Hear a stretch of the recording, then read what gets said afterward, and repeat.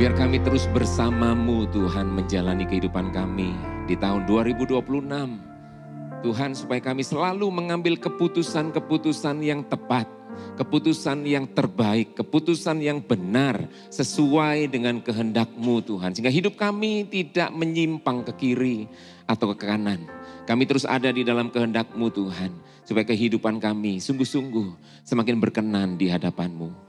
Menyambut kedatangan-Mu Tuhan, kami percaya Engkau terus mempersiapkan kami menjadi umat yang berkenan di hadapan-Mu Tuhan. Dan satu hari kelak ketika Engkau datang, kami boleh menikmati sukacita karena Engkau menjemput kami Tuhan. Menikmati sukacita yang besar bersama dengan Engkau. Terima kasih, sebentar firman-Mu akan disampaikan Tuhan. Berikan hikmat, penyertaan, urapan atas kami. Supaya kami semua boleh menangkap isi hati-Mu, boleh mengerti. Kami boleh setuju, kami juga boleh Tuhan membawa hidup kami. Hidup di dalam firman-Mu Tuhan. Supaya Tuhan sungguh apa yang menjadi kehendak-Mu itu yang terjadi atas kami. Hamba-Mu yang penuh dengan keterbatasan. Tuhan Yesus tolong sembunyikan di balik salib-Mu Tuhan. Ambil alih segala pikiran Tuhan. Segala perkataan mulut lidah bibir hamba-Mu Tuhan. Biar sungguh-sungguh sore malam hari ini hanya perkataan-Mu Tuhan yang kami terima. Terima kasih Tuhan. Berbicara buat kami pribadi, lepas pribadi melalui firman-Mu. Dalam nama Yesus, semua yang siap dengar firman Tuhan bersama saya katakan, amin. Silakan duduk saudara, shalom. Haleluya, selamat tahun baru saudara. Kita masuk di kalender yang 11 hari ini ya. 11 hari kita sudah memasuki tahun 2026 dan saya percaya kalau Tuhan membawa kita masuk 11 hari ini saudara, sampai nanti akhir tahun Tuhan menyertai kita dengan sempurna. Amin saudara. Dan tahun ini saudara diberikan tema The Year of Decision. Decision saudara, keputusan, ada penentuan, ada hal yang harus menjadi bagian kita. Karena pilihan itu diberikan kepada kita saudara. Kita harus mengambil keputusan yang benar. Ayat tema kita dalam Yoel 3 ayat 14. Multitudes in the valley of decision. For the day of the Lord is near in the valley of decision. Banyak orang di lembah penentuan, ya sudah dekat. Jadi saudara, kita tahun kemarin kita belajar the year of preparation, di mana kita dipersiapkan untuk masuk atau menyambut kedatangan Tuhan. Saudara, tahun ini kita lebih lagi, karena ayat itu berkata, sudah dekat hari Tuhan. Amin. Jadi kita harus lebih sungguh lagi saudara membawa kehidupan kita lebih berkenan di hadapan Tuhan. Nah sepanjang 2006 saudara, 2026 maksud saya. Sepanjang 2026 perjalanan kita saudara 4 season yang sudah dibagi oleh tim pengajaran yang ada saudara dari tema Pak Arifin Gembala Senior lalu kemudian pecah menjadi beberapa musim dan per bulan itu perjalanan kita saudara. Mulai Januari, Februari, Maret saudara kita akan bicara the valley of decision, the valley of testing, the valley of refining. Lalu April, Mei, Juni saudara sampai Desember itu perjalanan yang akan kita jalani sepanjang tahun ini. Saya percaya dan saya berdoa semua tema yang akan kita lewati saudara itu sungguh-sungguh mempersiapkan kita menyambut kedatangan Tuhan kali yang kedua. Yang setuju katakan amin. Amin saudara. Semua tema ini akan kita belajar bersama-sama. Nanti bulan Juni itu akan menjadi bulan Komsel di GBI Rock Surabaya. Bulan Komsel itu tentang fruitful disciples. Jadi kita akan bahas tentang pemuritan nanti bulan Juni. Nah Juli itu akan menjadi bulan keluarga. Jadi kalau saudara mau menikah tepat di bulan keluarga, enggak ada hubungannya, saudara, enggak ada hubungannya. Itu pas kita akan bahas tentang keluarga, saudara ya. Juli tentang family of worship, jadi itu ini align dengan dari GBI juga begitu. GBI pusat itu bulan Juli dicanangkan sebagai bulan keluarga. Ini perjalanan kita sepanjang 2026, saudara. Dan saya berdoa ini boleh semakin membentuk kita untuk kita semakin disempurnakan. Serupa dengan Kristus. Amin. Nah, saudara sekilas tentang Yoel 3:14 sebelum saya masuk ke tema bulan ini. Ya, karena ini tema tahunan dulu, saya mau sharing sedikit, saudara, baru nanti saya akan masuk ke tema bulan ini. Yaitu tentang pilihlah kehidupan, saudara. Saya mau bahas sedikit saja tentang Yoel. Yoel itu ditulis saudara, dalam keadaan bangsa Israel yang tidak mudah. Saudara, latar belakang Yoel cuma tiga pasal saja. 1, 2, 3 selesai. Jadi saudara bisa baca sekali duduk. Ya, sekali duduk saudara bisa baca itu sampai habis, tapi saudara ada 3 hal yang kita bisa belajar dari kitab Yoel. Yoel pertama itu bicara tentang peringatan, tentang ketandusan atas tanah Israel. Saudara, di mana itu biji-bijian kering, lumbung, licin, tandas, saudara, itu ayat 17 sampai 18 dari Yoel 1 sudah menjelaskan itu. Hewan mengeluh, saya nggak tahu bunyinya gimana. Kambing, sapi, mereka mengeluh kenapa? Itu gambaran saking kering tanahnya. Saking kelaparan itu terjadi. Saudara, bencana terjadi. Sebab tidak ada lagi padang rumput. Jadi waktu itu kondisi nggak mudah, saudara. Perekonomian terguncang. Kerajaan Yehuda, Israel saat itu. Itu yang terjadi di Yoel 1. Lalu Yoel ini melihat kondisi itu, saudara. Ini bukan cuma sekedar sebuah kondisi yang terjadi. Karena bencana, karena ekonomi, bukan cuma itu. Karena Yoel melihat itu sebagai begini, ini sebuah peringatan, sebuah alarm yang berbunyi. Untuk bangsa Israel harus meresponinya dengan sungguh-sungguh. Itu sama kayak saudara kalau kita naik mobil, tiba-tiba indikator bensin saudara menyala, ting gitu ya. Enggak tahu bunyi atau enggak, ting gitu. Saudara kalau itu sudah menyala, maka saudara harus cepat-cepat ke McD. Bukan, ke SPBU, saudara. Betul ya? Kalau sudah menyala. Saudara jangan sampai kita itu sudah menyala terus kita ngerasa terganggu dengan indikator itu. Waduh ini ngapain sih kok nyala? Ditutup sampai lakban mari. Saudara jangan sampai kita seperti itu. Justru waktu itu Yoel melihat bencana-bencana yang terjadi, kondisi tidak mudah yang terjadi itu sebuah peringatan dari Tuhan. Saudara, makanya Yoel menyerukan di ayat yang ke-13 dari Yoel 2, koyakkanlah hatimu. Sudah tahu koyakkan, itu bukan pelengkap soto, bukan. Koyakkanlah hatimu, artinya bahwa Tuhan sedang mau umat Israel menyelidiki hatinya lebih dalam. Apakah hatinya sungguh-sungguh melekat kepada Tuhan? Karena waktu itu aktivitas ibadah masih jalan. Pujian penyembahan masih jalan, saudara. Ibadah masih jalan.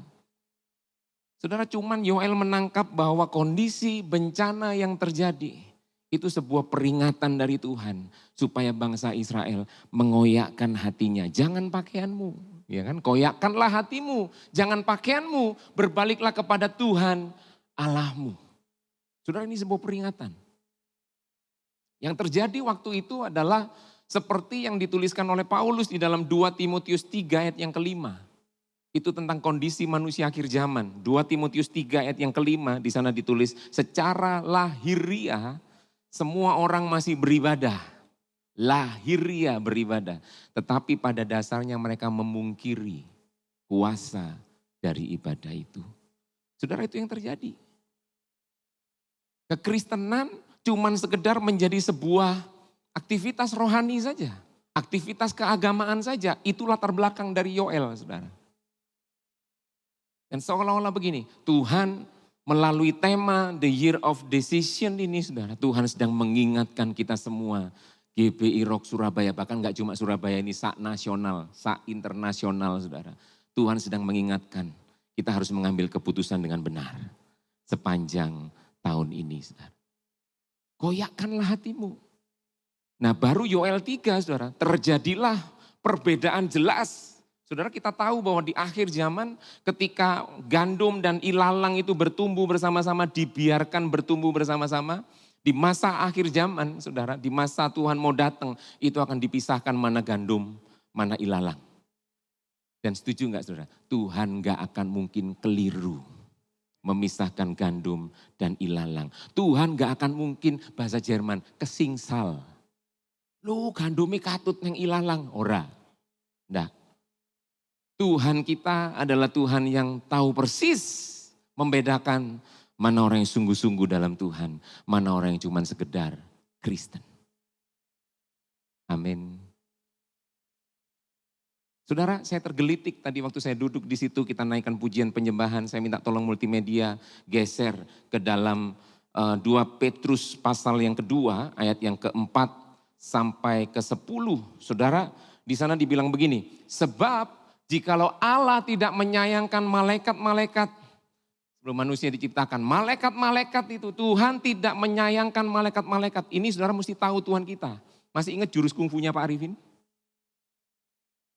Know your God. know yourself, know your enemy. Ya toh, jurus kungfunya Pak Arifin. Wah, geraknya know your God. Saudara, kita mesti tahu siapa Allah kita. Karena ada banyak pengajaran mengajarkan, memang betul Tuhan kita baik, Allah kita baik, yang setuju katakan amin. God is good. Kurang mantap. All the time, God is good. Saudara, Allah kita Allah yang baik, yes, penuh kasih, betul. Tapi saudara, ada satu sisi yang lain dari Allah kita yang kita harus pahami, dia Allah yang adil. Dia Allah yang tidak bisa dipermainkan, yang setuju katakan amin. Dia Allah yang tahu betul siapa kita, saudara. Nah ini, malaikat-malaikat tidak disayangkan. Yang berbuat dosa, malaikat yang berbuat dosa tidak disayangkan, saudara. Tetapi melemparkan mereka ke dalam neraka, dengan demikian menyerahkannya ke dalam gua-gua yang gelap. Lulu gua-gua, menyerahkan ke dalam gua-gua yang gelap untuk menyimpan mereka sampai hari apa? Penghakiman. Malaikat tidak disayangkan, dilempar mereka yang berdosa. Next multimedia, ayat yang selanjutnya. Dan jikalau Allah tidak menyayangkan dunia purba, ini zamannya Bapak Nuh sekarang. Kita tahu semua cerita, seisi dunia dihapuskan saudara. Cuman disisakan 7 bersama dengan Nuh jadi 8. Nuh istrinya dan 3 anak mantunya, 3 anaknya. Saudara, cuma sisa 8 orang. Allah tidak menyayangkan dunia purba, tetapi hanya menyelamatkan Nuh, pemberita kebenaran itu, dengan 7 orang lain ketika ia mendatangkan air bah atas dunia orang yang, apa saudara? Asik. Saudara mesti kenali Tuhan kita, bahwa Tuhan kita gak bisa dipermainkan, saudara. Penuh kasih, ya penuh kasih. Tapi saudara, Allah kita Allah yang adil. Allah kita Allah yang mengerti betul bagaimana hati kita. Allah gak bisa ditipu, maaf, dengan pelayanan saudara. Allah gak bisa dikelabui, dimanipulasi dengan hal-hal yang baik yang saudara lakukan. Karena Allah selalu melihat hati kita. Amin. Lanjut, ayat 6. Nah, jikalau Allah membinasakan kota Sodom dan Gomora, geser lagi. Dari Bapak Nuh, geser ke Lot. Ya kan, Lot, Sodom dan Gomora. Gak menyayangkan saudara, Allah membinasakan kota Sodom dan Gomora dengan api. Dan dengan demikian ia memusnahkannya dan menjadikannya suatu peringatan untuk mereka yang hidup fasik di masa-masa kemudian. Termasuk kita sampai hari ini. Amin. Dan kejadian itu saudara semuanya pasti ingat, ada sebuah tiang yang sampai hari ini menjadi peringatan. Tiang apa? Bukan tiang listrik, tiang garam. Yaitu istri Lot. Siapa namanya istri Lot? Bulot. Saudara, Bulot. Saudara sudah diperingatkan, pergi, jangan lihat ke belakang. Alah, Bulot kira. Lihat ke belakang. Saudara, tidak bisa. Tuhan bijim Tuhan, Allah Tuhan bijim, tidak sengaja Tuhan, tidak bisa. Jadi tiang garam. Saudara paham kejadian itu ya? Itu Allah kita. 7 sekarang multimedia. Tetapi yang menyelamatkan Lot, orang yang benar itu, yang terus-menerus menderita, ini yang harus kita jaga saudara. Terus hidup benar, sekalipun hidup benar itu membuat kita menderita. Itu. Terus-menerus menderita oleh cara hidup orang-orang yang tidak mengenal hukum dan yang hanya mengikuti hawa nafsu mereka saja. Saudara, bagaimana kekristenan kita? Kekristenan yang cuma mengikuti hawa nafsu atau kekristenan yang mengikuti sepenuhnya kehendak Tuhan atas hidup saya? Make your decision. Buat keputusan. Amin. Saudara. Lanjut multimedia. 8. Sebab orang benar ini tinggal di tengah-tengah mereka, setiap hari melihat dan mendengar perbuatan-perbuatan mereka yang jahat itu, sehingga jiwanya yang benar itu tersiksa. 9. Maka nyata, saudara perhatikan ini, bahwa Tuhan tahu menyelamatkan orang-orang yang saleh. Amin. Tuhan tahu betul mana gandum, mana ilalang, saudara. Di akhir zaman Tuhan akan tahu betul mana kambing, mana domba. Tuhan tahu betul, saudara. Karena Tuhan bisa menyelidiki sampai kedalaman hati kita. Ya kan? Orang-orang saleh dari pencobaan dan tahu menyimpan orang-orang jahat untuk disiksa pada hari penghakiman. Terakhir 10. Terakhir di ayat ini, bukan terakhir khotbah saya.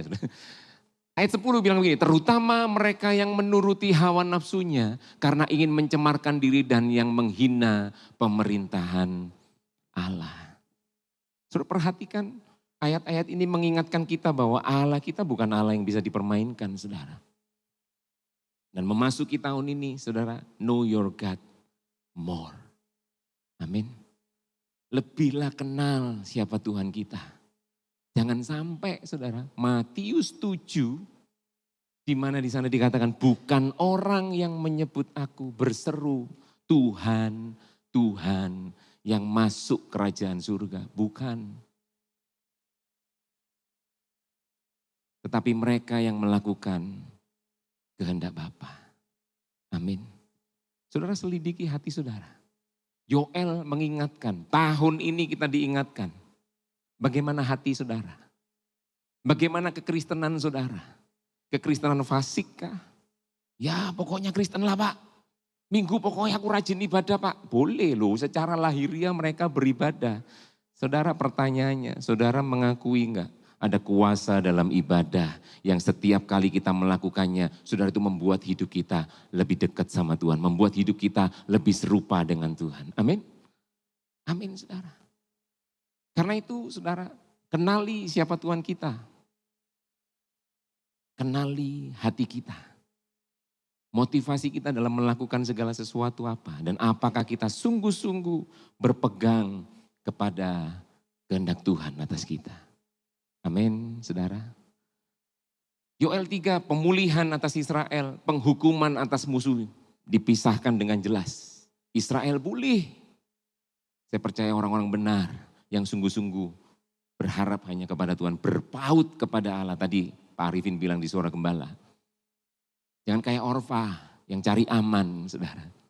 Tapi kita belajar, Rut ngambil keputusan yang tepat. Dia mau mengikut Naomi, walaupun Naomi keadaannya miskin. Suami Naomi dan kedua anaknya, termasuk suaminya dia, kakak iparnya, mati semua. Tapi Rut mengambil keputusan. Saudara, akan dipisahkan dengan jelas. Ada pemulihan bagi orang Israel, bagi orang benar. Ada penghukuman bagi musuh umatnya. Ayat 18-19. Gunung meniriskan ini berkatnya buat Israel ya. Gunung meniriskan anggur.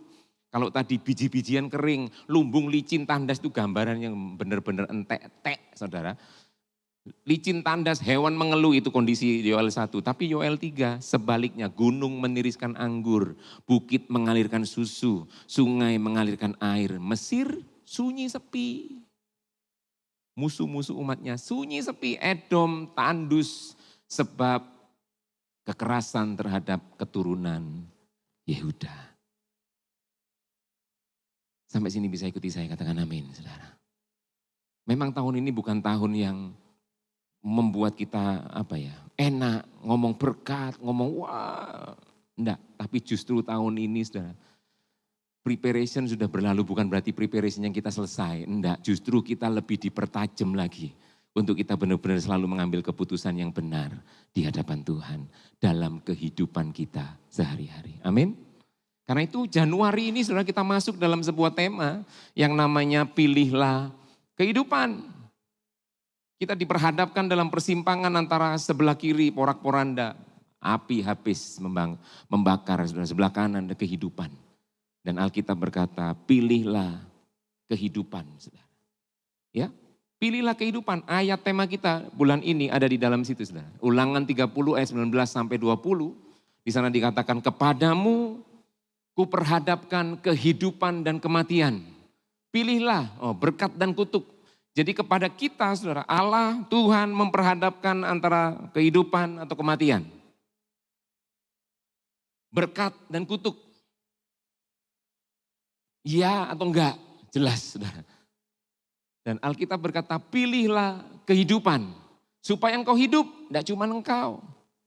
Tapi engkau dan keturunanmu. Siapa yang rindu anak-anak kita semakin mengenal Tuhan saudara. Ayo pilih kehidupan. Ya, coblos kehidupan, saudara. Pilih kehidupan supaya engkau hidup, baik engkau maupun keturunanmu. Caranya gimana? Dengan mengasihi Tuhan. Saudara, dengan mengasihi Tuhan Allahmu, mendengarkan suaranya dan berpaut kepadanya. Kata yang sama dipakai Pak Arifin tadi menjelaskan suara gembala. Berpaut kepada Tuhan. Mengandalkan Tuhan. Hanya berharap kepada Tuhan. Benar-benar seolah-olah gini, kalau Tuhan tidak menyertaiku, aku mati. Kayak sebuah pujian ya. Bila engkau tak besertaku. Lanjut. Ku tak mau berjalan. Amin saudara. Benar-benar Tuhan, aku butuh Tuhan dalam hidupku sepanjang tahun 2026 yang kita jalani. Nah saudara, dua hal saja yang kita belajar dari ayat ini saudara. Pertama yang kita mau belajar dari ayat ini adalah bahwa saudara, enggak ada pilihan netral, enggak ada pilihan aman. Tadi Pak Arifin di Suara Gembala bilang, Orfa itu mengambil pilihan aman. Aku tak pulang aja. Tak pulang aja. Menurut dia aman itu, main aman aja. Oh Naomi miskin, pulang ke Bethlehem miskin dia. Aku tak balik aja. Tapi Ruth enggak, Ruth ngambil keputusan untuk dia, aku ikut Naomi. Ya kan? Nah saudara, ayat ini jelas begini. Diperhadapkan kepada kehidupan dan kematian, berkat atau kutuk. Saudara, kitab ini Ulangan sudah tidak mencatat momen yang sangat serius. Musa yang menulis saudara tidak sedang memberikan nasihat ringan. Semangat ya, enggak. Ini sebuah, saudara bukan nasihat ringan, ini sebuah tuntutan perjanjian. Pilih, diperhadapkan kepada kematian atau kehidupan. Saudara, enggak ada main aman. Bulan ini kami di office, saudara, kami melakukan yang namanya evaluasi. Evaluasi dimulai dari mana? Para pemimpin dulu. Termasuk Pak Daniel, saudara. Kami bikin angket, lalu kemudian ada masukan yang bisa diberikan. Nah saudara, di angket itu saudara ada 5 pilihan. Sangat baik, cukup, kurang, terus sangat kurang. 5 pilihannya saudara, hijau, kuning, kelabu, merah muda, bukan. Yaitu tadi sangat baik, cukup, sampai sangat kurang. 5 saudara. Saudara, akhirnya kita sebar itu kepada semua staf untuk staf mengisi angket itu, evaluasi buat kami para pemimpin. Termasuk gembala-gembala ya yang ada di full time, kita dievaluasi. Nah saudara, dari hasil itu saudara beberapa kita mulai melihat masih bisa main aman. Pilih cukup KB, aman. Atau pilih baik semua, baris lurus, baris, wah aman-aman. Terus apakah ada saran dan masukan isinya? Tetap semangat. Aman-aman saudara. Main aman saudara, itu maksudnya main aman. Saudara pilihan ini gak bisa buat kita main aman saudara. Pilihannya gak ada 5. Sangat baik, cukup, bukan itu. Pilihannya cuma 2. Sudah paham maksudnya? Diperhadapkan antara saudara kehidupan atau kematian. Enggak ada pilihan lain. Enggak ada pilihan netral. Biasa-biasa, enggak ada. Wahyu mencatat, kamu gak panas mesti dingin. Jangan suam-suam. Suam-suam akan dimuntahkan. Ya, saudara. Kehidupan ini tidak bisa memberikan kita sebuah pilihan netral, enggak. Mesti risk taker, tadi Pak Arifin bilang di Suara Gembala. Risk taker. Bukan kalimat-kalimat motivasi ayat ini. Tetapi saudara, sebuah deklarasi perjanjian Tuhan tidak sedang membangkitkan perasaan saja, tetapi menyatakan sebuah realitas rohani kehidupan kita. Bahwa apa? Hidup dan mati sedang diperhadapkan kepada kita. Saudara pilih mana? Ya Pak kalau itu ya pasti pilih hidup. Amin. Ngomong satunya kematian, satunya kutuk saudara. Kutuk bukan nama ikan saudara. Sebutkan nama-nama ikan, kutuk enggak ada. Ini bukan kutuk yang itu saudara. Iya kan saudara. Ini berkat dan kutuk. Ini soal hidup dan mati, bukan soal bahagia atau susah. Melainkan konsekuensi dari antara saudara mau taat atau mau memberontak. Saudara mau ikut Tuhan mau apa, atau saudara mulai ikut mauku apa. Antara saudara Kristen yang sungguh-sungguh apa yang Tuhan mau, atau Kristen yang masih hawa nafsu. Kristen sih Kristen, pelayanan sih pelayanan. Bagus sih bagus. Jam doa loh Pak, kalau jam doa ojo ditanya Pak. Jam doa dari 24 jam itu saya 20 jam berdoa Pak. Diselingi makan misalnya. Tapi saudara hidupnya nipu orang, bikin masalah. Bukan peacemaker tapi problem maker saudara. Waduh, gimana? Enggak ada pilihan saudara. Dan Alkitab selalu mencatat begini, yang namanya netralitas saudara, netralitas itu tidak pernah dipuji dalam Alkitab, itu beberapa ayat. Pilihlah hari ini kepada siapa kamu beribadah, Yosua 24 ayat 15. Aku dan seisi rumahku, aku beribadah kepada Allah. Cuman dua pilihan, beribadah kepada Allah atau kepada Allah yang lain. Cuman dua. Enggak ada yang, orang ciptaan baru 2 Korintus 5:17. Barang siapa ada dalam Kristus dia ciptaan baru. Yang lama sudah berlalu, yang baru sudah datang. Enggak bisa, yang baru datang, yang lama enggak mau berlalu. Enggak bisa. Netral, aman, enggak bisa. Saudara, berapa lama lagi kamu berlaku timpang dan bercabang hati, 1 Raja-Raja. Itu tadi wahyu yang saya kutip. Suam-suam dimuntahkan. Saudara mesti tegas, mesti jelas. Saudara mau apa dalam kehidupan ini? Definisikan saudara, definisikan.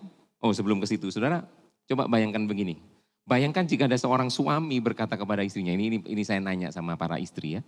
Ada suami yang ngomong istrinya gini, aku ndak akan selingkuh kok sama kamu. Cuman aku juga belum tentu setia sepenuhnya. Istri-istri kalau suami ngomong kayak gitu gimana perasaannya? Mau enggak saudara? Aku enggak akan selingkuh kok. Tapi aku aja disuruh setia. Minimal saudara kan nih, maksudmu apa? Betul enggak saudara? Saudara kita enggak bisa ngikut Tuhan, ngikut Tuhan. Tuhan aku ngikut engkau. Tapi sebentar Tuhan. Kalau urusannya ambek sakit hati, luka hati, oh Tuhan ojo melok-melok. Entak selesai noai Tuhan. Enggak bisa. Tuhan kalau kondisi enak-enak, ojo khawatir Tuhan. Jangan khawatir Tuhan. Tapi kalau kondisi lagi gak enak, sebentar Tuhan. Jangan suruh saya sabar, sebentar Tuhan. Lek saya sabar, enggak mari-mari. Jangan suruh saya mengasihi, sebentar Tuhan. Saya punya caranya Tuhan. Loh, maaf orang Kristen kebanyakan seperti itu. Saudara, suam-suam gak bisa. Netralitas, saudara, ketidakjelasan dalam relasi. Ya, coba bayangkan dari suami istri, suami ngomong kayak gitu. Ketidakjelasan dalam relasi adalah ketidaksetiaan. Saudara ngikut Tuhan dengan sebuah relasi yang gak jelas. Tuhan aku mau ikut Tuhan kok, tapi Tuhan lah saudara. Gitu. Ketidakjelasan dalam relasi adalah ketidaksetiaan, begitu juga dengan iman.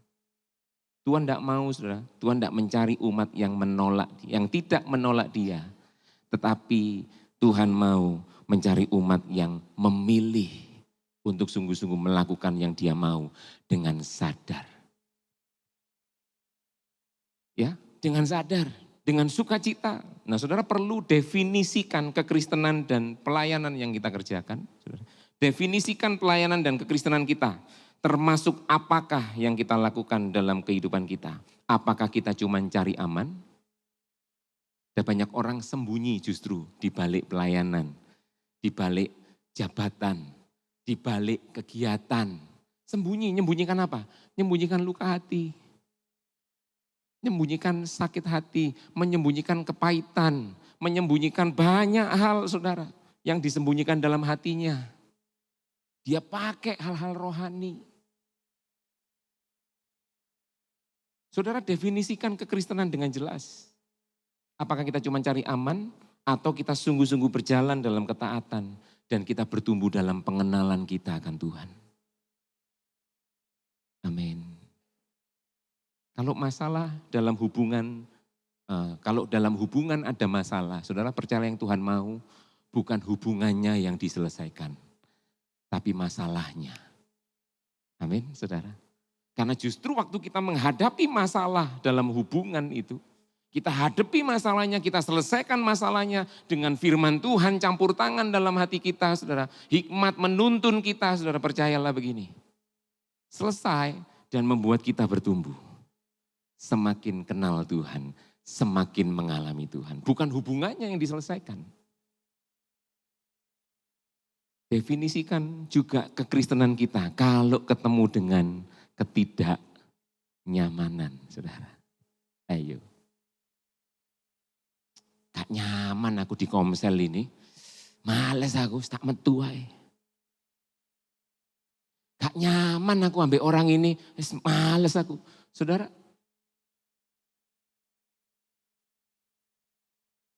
definisikan dengan jelas, saudara. Karena tidak ada titik netral. Pilihannya cuman kehidupan atau kematian. Yang mau milih kehidupan katakan amin. Tetap pada apa yang Tuhan mau dalam hidup kita. Amin, saudara. Tetap cari apa yang Tuhan mau dalam hidup kita, saudara. Nah yang kedua, saudara. Yang kedua, memilih hidup itu artinya apa? Kristus jadi yang terutama. Kalau sudah pilih hidup.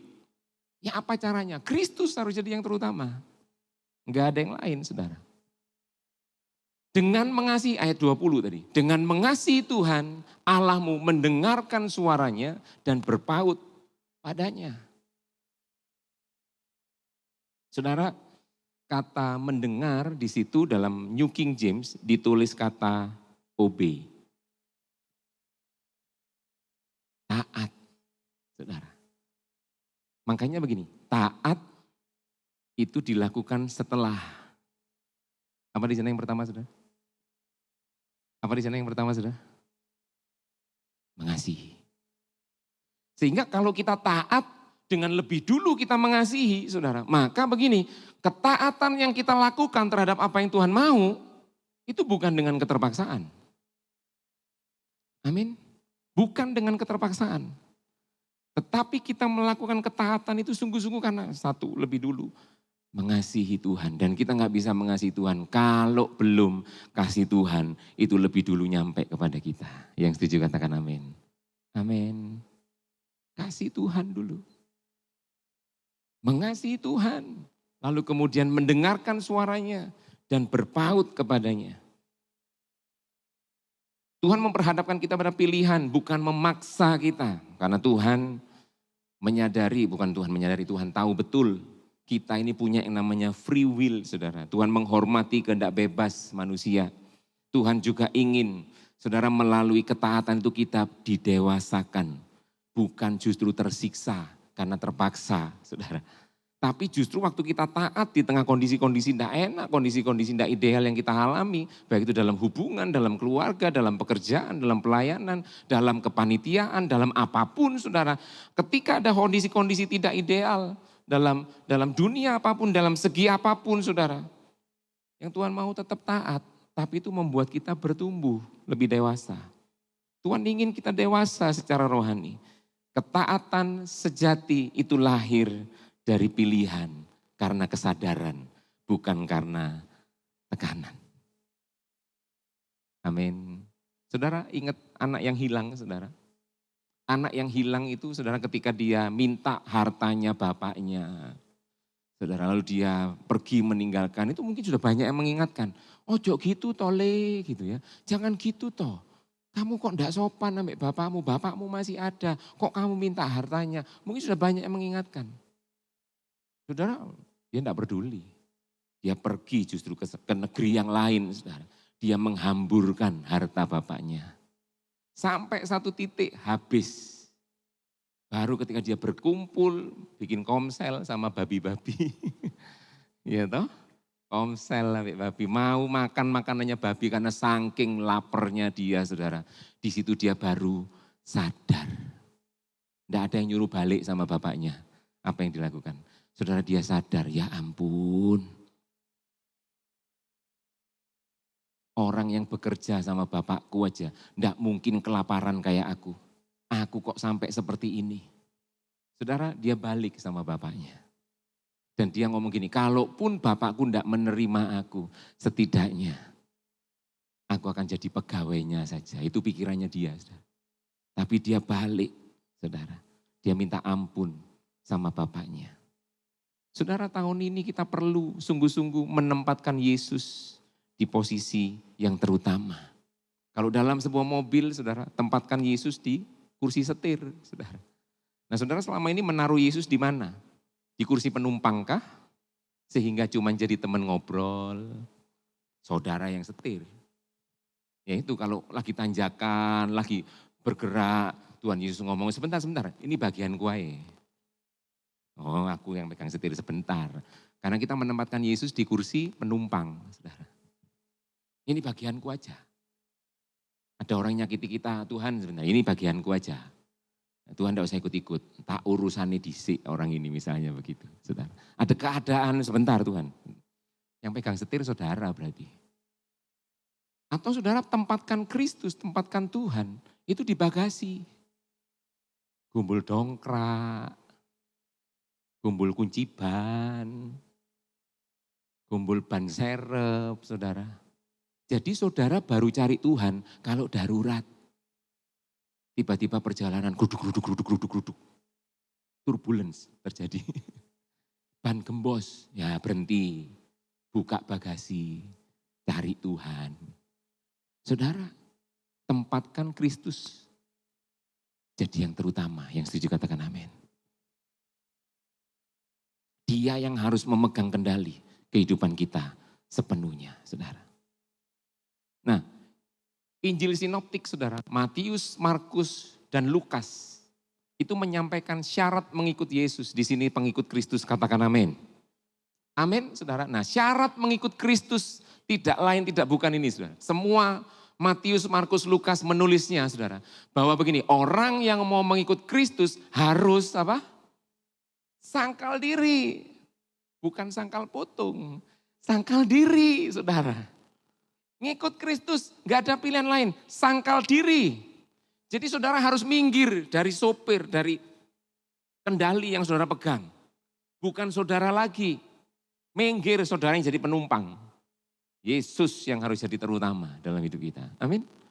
Ngikut Yesus harus sangkal diri. Nah saudara itu lihat kalimat selanjutnya, ayat selanjutnya. 2 ayat yang saya kutip saudara, masing-masing kitab, masing-masing Injil.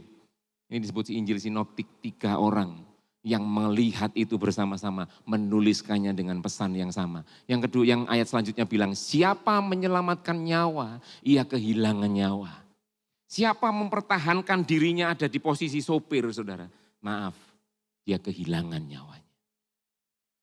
Siapa berpikir bisa mengatasi semuanya dengan caranya sendiri, pikirannya sendiri, kekuatannya sendiri. Saudara, Yeremia bilang, terkutuk, ketemu lagi Pak Kudu, saudara. Terkutuk orang yang mengandalkan manusia. Sebaliknya diberkatilah orang yang mengandalkan Tuhan. Amin, saudara. Siapa menyelamatkan nyawa, kehilangan nyawa. Siapa kehilangan nyawa karena aku, justru ia menyelamatkan. Pilih hidup atau mati, kehidupan atau kematian. Saudara mau pilih hidup dengan cara apa? Kristus harus jadi yang terutama dalam hidup kita. Amin. Amin. Haleluya. Saudara, saya akan selesai dengan 2 slide selanjutnya. Saya undang worship leader, pemain musik untuk maju ke depan. Saudara, satu kali saya diberkati dengan apa yang di-share sama hotline kita melalui New Spirit. Saudara, itu tanggal berapa lupa saya, tak ambil gambarnya. Saudara, ayat itu Amsal 1 ayat 8 sampai 9. Karena tadi ayatnya jelas bilang begini. Kepadamu kuperhadapkan kehidupan dan kematian, berkat dan kutuk. Pilihlah kehidupan supaya engkau, baik engkau maupun keturunanmu, anak-anak saudara, cucu saudara, anak-anak dari anak saudara, anak-anak dari cucu saudara, semua keturunan saudara, itu juga beroleh hidup. Amin saudara. Dan saudara perhatikan begini, Di sini yang orang tua katakan amin. Para orang tua yang punya anak-anak, ayat ini bilang begini, anakku dengarkanlah nasihat ayahmu, jangan tinggalkan didikan ibumu, karena nasihat dan didikan orang tuamu ibarat mahkota. Saudara, semua orang tua memberikan nasihat, itu jadi mahkotanya anak-anak. Tidak cuma mahkota, yang akan membuat engkau dihormati. Saudara, nasihat kita, perkataan kita membuat anak-anak kita dihormati dalam kehidupan mereka. Tidak cuma itu, dan seperti kalung peringatan yang menuntun langkah hidupmu. Saudara sadar nggak? Kita sebagai orang tua dipercaya anak-anak, keturunan kita, saudara. Saudara percaya nggak? Kita butuh Tuhan membesarkan mereka. Amin. Kita juga butuh mereka mengenal Tuhan. Melalui siapa? Melalui kita orang tuanya. Jadi saudara, tanggung jawab untuk memperkenalkan Kristus pada anak-anak bukan tanggung jawab kakak-kakak Rocky yang tadi kita doakan bersama. Kakak-kakak Rocky bukan. Itu tanggung jawab orang tua. Tanggung jawab kita. Karena itu saudara jangan main-main mengambil keputusan dalam hidup kita hari-hari ini. Pilihlah kehidupan. Amin. Pilihlah kehidupan, pilihlah berkat. Karena dari situ engkau akan hidup. Baik engkau maupun keturunanmu. Yang mau katakan amin. Saya undang bangkit berdiri saudara. Saya selesai. Supaya engkau hidup, baik engkau maupun keturunanmu. Mari ambil waktu sebentar. Mari semuanya tutup mata, kita ambil waktu sebentar, kita renungkan firman Tuhan. Coba selidiki hati masing-masing.